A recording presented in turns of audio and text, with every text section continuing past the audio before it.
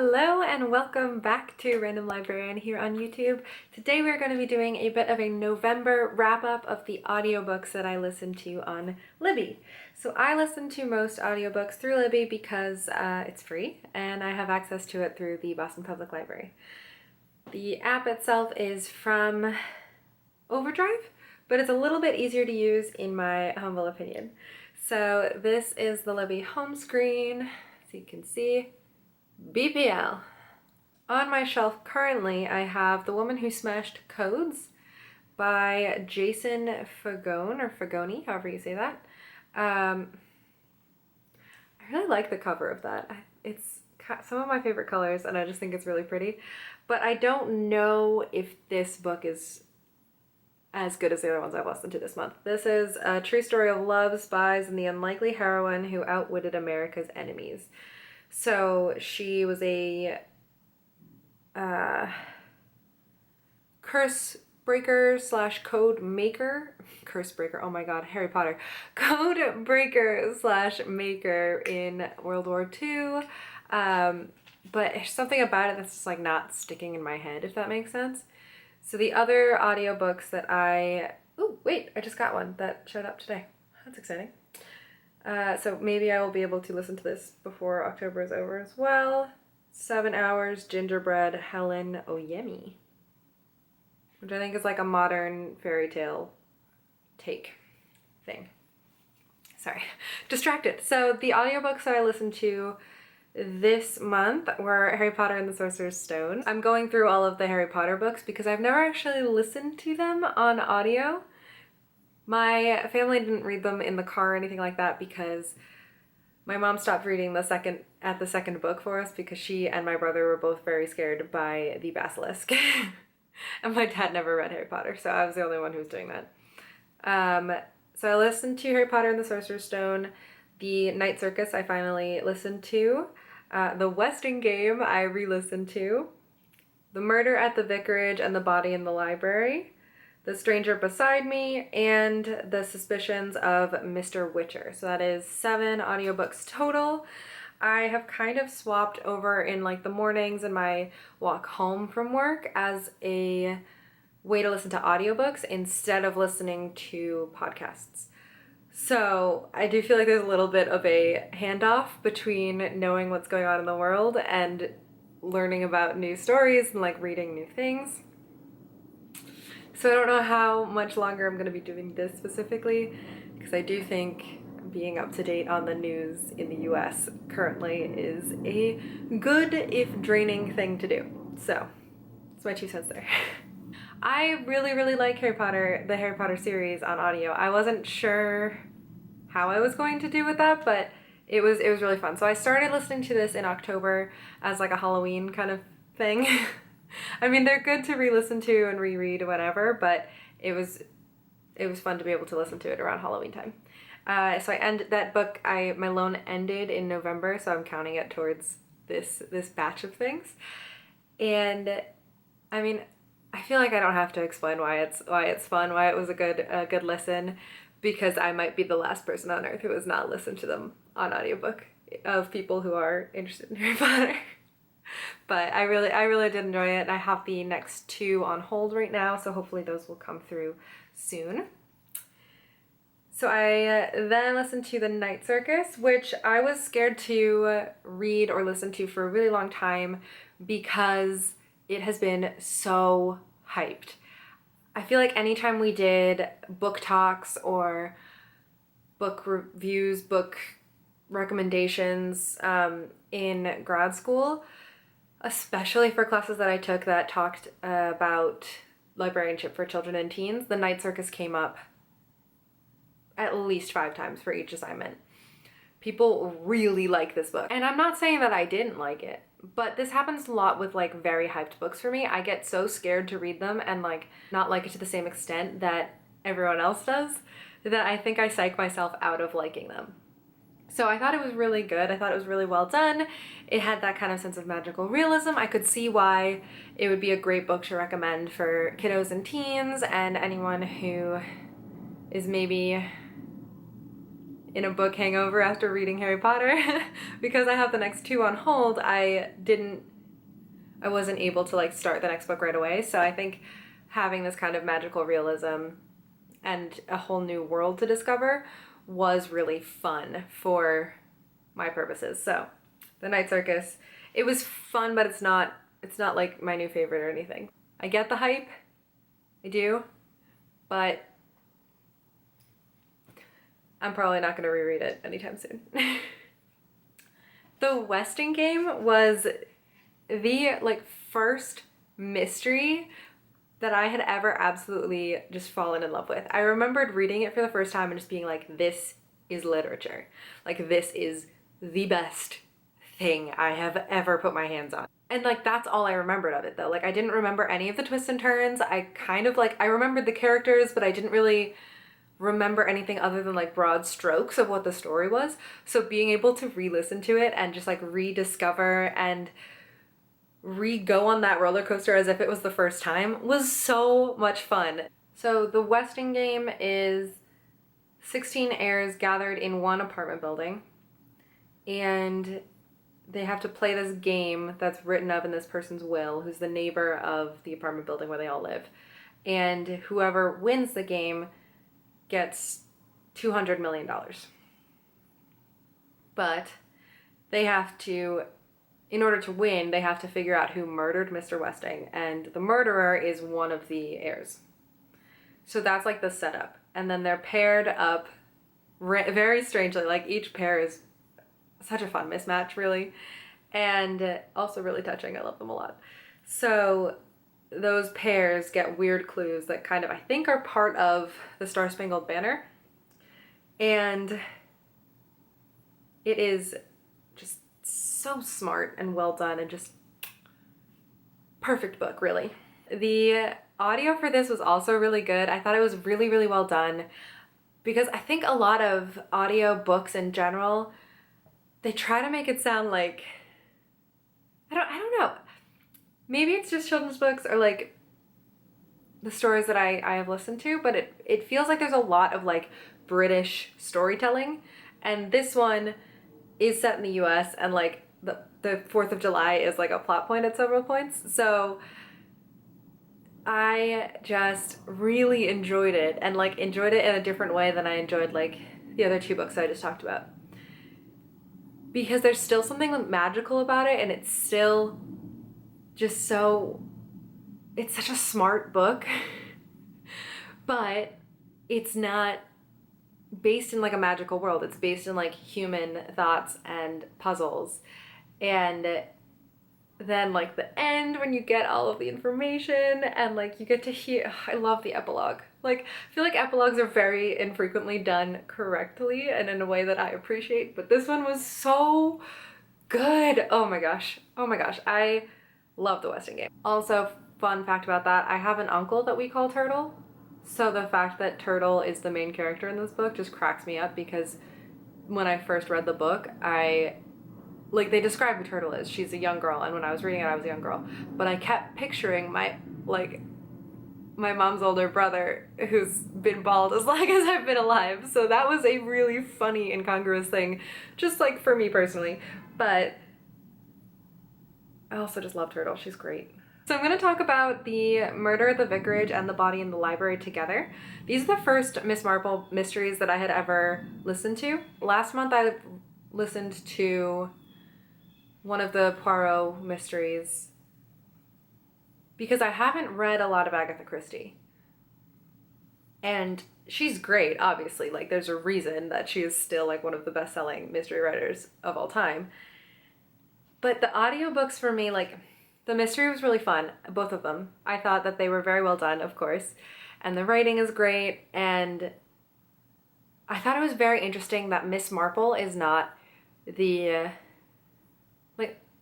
she is the main character in that she's the detective, or like not even like the detective, but she's the one who like actually figures everything out, which I love. I love that like all of the detectives are just like, yeah, like let's let this little old lady like tell us how to do our jobs. She does it better than we do. That makes me very happy. But I thought it was very interesting that like in the first one, the point of view that we see the world through is from the vicar.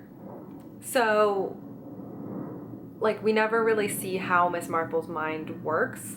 And in the second one, who do we see the answer? I'm kind of blanking on whose eyes we see through in the second one, but it's not Miss Marple. So I just think it's interesting that, like, the character that, like, that she is, like, the reason people know what these series are, it's not her point of view, which I don't think I've ever really been in a story like that, unless it was, like, obviously, like, a third person narration. I just thought it was really cool. So those were fun. I think the reason that I like them, it wasn't really because of the mystery. It wasn't really because of the story, even though both were really fun. I just think they're kind of calming. Like, maybe that's a weird thing to say about, like, a murder mystery kind of story, but these kind of stories where it's like one bad thing happens and then it's kind of a slow walk towards the why and the how and all of that. I have the same kind of instinct with the Midsummer Murders, the TV show. Like, I put that on all the time. It's like I'm trying to fall asleep because the main character is never really in danger and you know everything's going to work out okay. And I think that is so different from modern or American cop shows where the main investigator always has some kind of, like, horrible backstory, like a parent who's been murdered and now the murderer is after them, or, you know, like amnesia at multiple points, or kidnappings, and, like, I don't, and they're fun to watch. I'm not saying I don't like those things. I just think that if I want something that is just, like, calming and just willing or helpful in falling asleep, which I have trouble with anyways, that knowing that nothing horrible is going to happen to this character that you are supposed to connect with is very nice. I appreciate it a lot. So I think Agatha Christie really, like, laid the groundwork for the Midsummer Murders and, like, other kind of cop shows like that. So I'm a fan. And then The Suspicions of Mr Rickter was so good. It was so good. I loved it so much. So this was the story. Okay, wait. What's the extended title? So it's The Suspicions of Mr Rickter by Kate Summerscale. And the, like, subtitle is A Shocking Murder and the Undoing of a Great Victorian Detective. So this detective feels like the inspiration for a lot of the detective stories that we get today. So, and the detective stories of his era as well. The author really did so much research and, like, weaves all of these different stories together. So we get to see, like, the whole life of this detective basically interspersed with the different cases that he's well known for. And the one that he is most well known for is the murder of 3-year-old Saville Kent. And basically all of England becomes kind of obsessed with this because obviously child murder is horrifying. And it's in 1860, so there's not really established ways of investigating that. So the, like, local constabulary tried to figure it out and couldn't, and applied for help, and, like, at first they were like, nah, we're not gonna help you, and then they sent this detective, Jonathan Rickter, from Scotland Yard. So Rickter has, like, the instincts, and, like, he has the investigative thing, and, like, he has got it down. Like, we see, before we get to the murder even, like, we see multiple instances of when his instincts were spot on and he was able to outmaneuver criminals, or even just, like, spot them across the square and be like, I'm just gonna, like, tell you that I know you're doing wrong, and then you're gonna confess, and that's what happens. So it's very, very well done. And then we get, like, the different aspects of the story and the detectiving of this specific case, and the author traces it through different stories in the news, and like the different detective stories that were starting to become popular and being published in different like short segments through the newspapers. So she's able to kind of track what she thinks this story inspired, and also see like the news coverage of the day, and like the case and the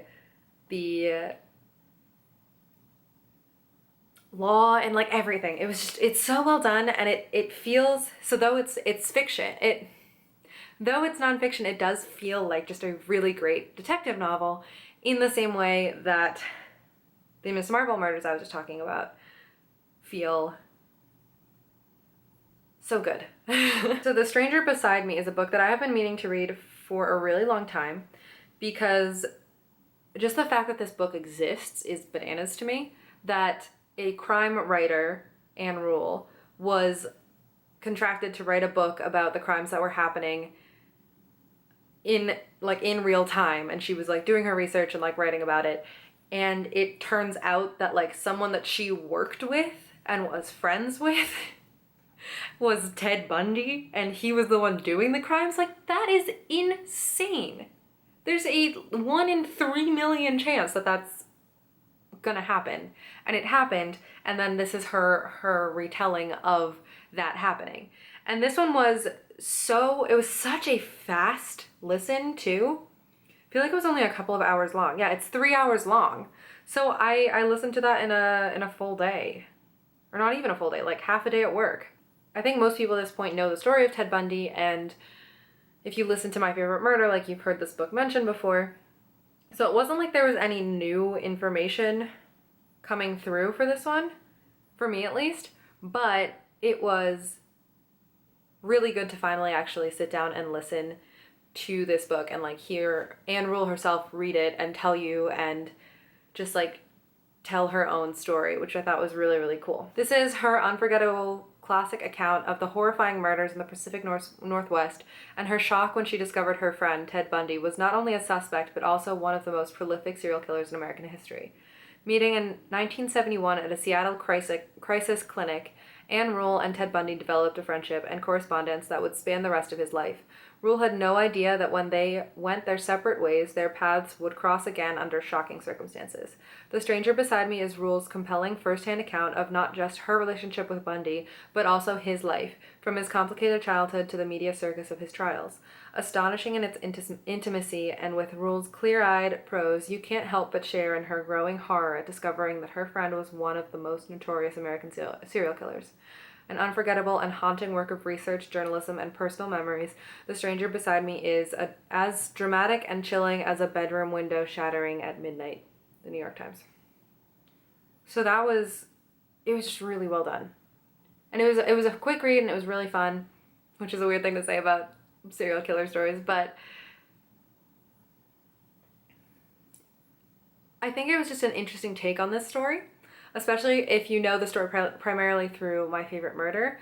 This is obviously way less filled with jokes, and it's with her like personal stories. And they mentioned this in the podcast as well, but at the very beginning, Anne Rule says, when I first met Ted, like, he seemed like the perfect man.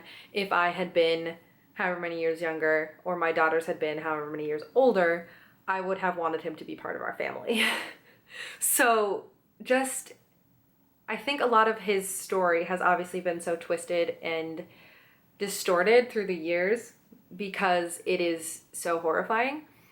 But the fact that he was able to kind of mask that and trick someone who worked for the police and someone who writes true crime stories, like, and was able to do so thoroughly is insane. So that was just very, very interesting to me.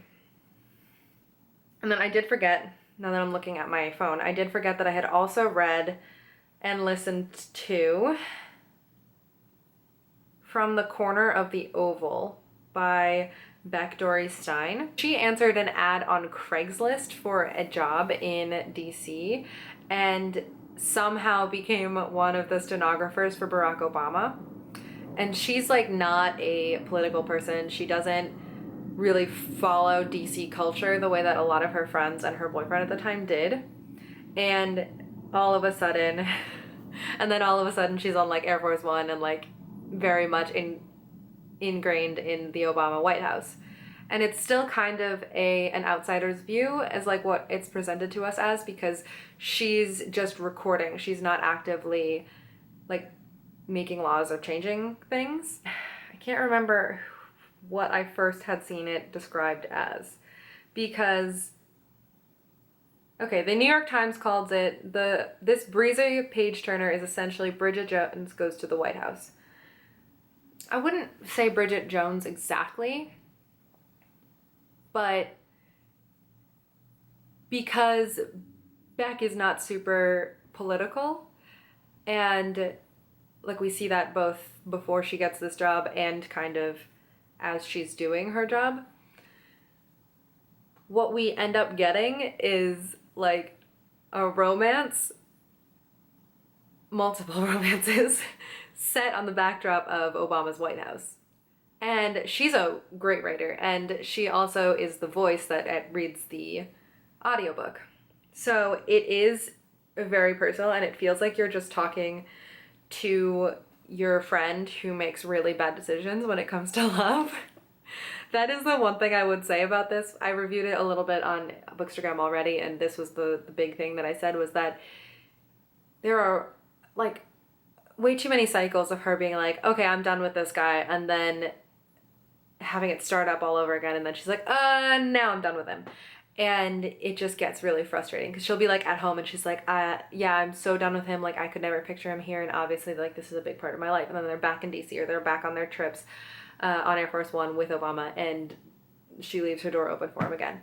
And it's just frustrating, especially because it's real. It's not even like I could say, oh, she could have plotted that so much better. Like, no, like it's relatable because it's her life and she didn't plot it. It just happened and it was bad. I started listening to The Lost Gate, but that is super long, so I had to give that back. But I'll probably pick it up again next time I'm feeling like reading something magical realism, because it's so unique and was so interesting, and I really want to know where it goes. I also started Spoonbenders, and that's interesting too, and I want to know where it goes, but like less so than the other one. Next time I do one of these, I'll try to do it a little bit more structured before I jump in, because as I was going through, I was realizing that like I just wanted to say that I liked things, and if I liked things better than other things. But I'm sure I have more thoughts on these than are coming out right now. But I think that's all I got. I think those are all my thoughts on the audiobooks as this stands. Hope you guys enjoyed this kind of rambly one, and I didn't really know what to do with my hands this time because I didn't have a book that I could just like prop up, but I really enjoyed listening to all of these audiobooks this month. What have you been listening to this month? I would love to know, especially if you recommend it like highly. Leave them in the comments down below, and I will see you guys in a little bit. Until the next video, happy reading / audiobooking. Bye guys.